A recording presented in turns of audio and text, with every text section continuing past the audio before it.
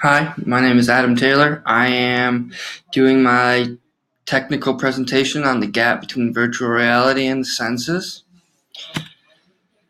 So first off, Merriam-Webster defines virtual reality as an artificial environment which is experienced through sensory stimuli such as sight and sound provided by a computer and in which one's actions partially determine what happens in the environment.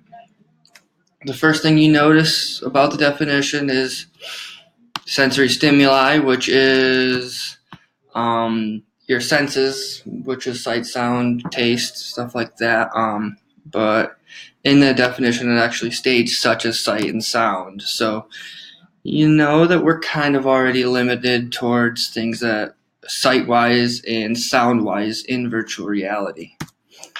Right now, existing technologies that help us with virtual reality to interact with our environment is the Vive and Oculus is the two biggest companies out there that are making virtual reality equipment. The Vive Pro, and the Vive from the Vive, and the Oculus has the Rift, the Oculus Go, and the Gear VR, which are different ways to interact with different types of platforms such as the Galaxies, or maybe you want to do gaming on one of them, so one of them connects to a PlayStation, or you want to just use it on your computer, you might be able to use one as a computer as well. So there's different options out there available for people who want to do different things.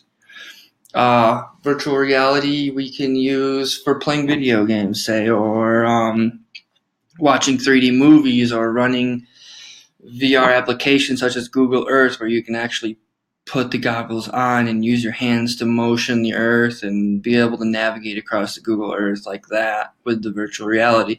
But again, you're just able to see or hear things, and there's seems to be a gap that's limiting us from interacting with our virtual environment with our senses, as touch would be and taste maybe. So maybe smell could be incorporated into virtual reality. So we're just trying to look at the things that we can bridge the gap between our senses and virtual reality. And that exactly being the problem I just stated right here, or the challenge, is you can't touch anything in virtual reality. We want to be able, maybe the next step we want to push more towards is being able to connect touch to virtual reality to create a more real experience. Because in your real world experience, you have to have all your senses working in order to have a fully realistic world around you in real world. So why would it be any different in virtual reality? So right now they're looking in, and it's a big deal in computing and virtual reality to incorporate the sense of touch into virtual reality environments. So maybe you could put the goggles on and have the ability to, say, touch a fox like that and pet a fox and be able to feel the textures of the skin and the hair and like that. Or maybe we have it something where you can farm in virtual reality, where you can hold a shovel maybe, or you can pick a fruit off of the tree and be able to feel the density of the fruit. That's a pretty cool idea that they're experimenting with right now.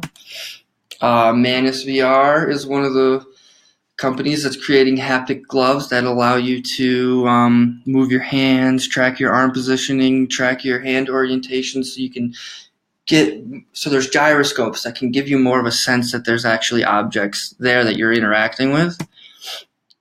VR Glove is another one that has made gloves that you can see here that are pretty cool for being able to actually like have the ability to feel an object. These have actually mechanical pieces that make it feel like you can actually feel an object. And haptics is another one that's just like that have the hydraulics and the mechanical components to be able to feel objects in the world like that. You have little sensors here on your fingers even to make you feel individual presses of something, like maybe you can get more of a detailed touch to something. And what's next is maybe, other than just gloves and hand things that you can do for touch, is maybe full body things that you can feel things in your whole entire body, or maybe all of your senses. Maybe they have ways to manipulate your taste buds to make you taste things, or manipulate your smell to make you so you can smell something. We don't know yet. We're just in the process of doing that, and that's another way maybe to connect the virtual reality with the senses. And that's all I have today with that. Went over the current technologies, what the problem is, people who are trying to tackle this problem, and maybe the future of what virtual reality may go to. Thank you.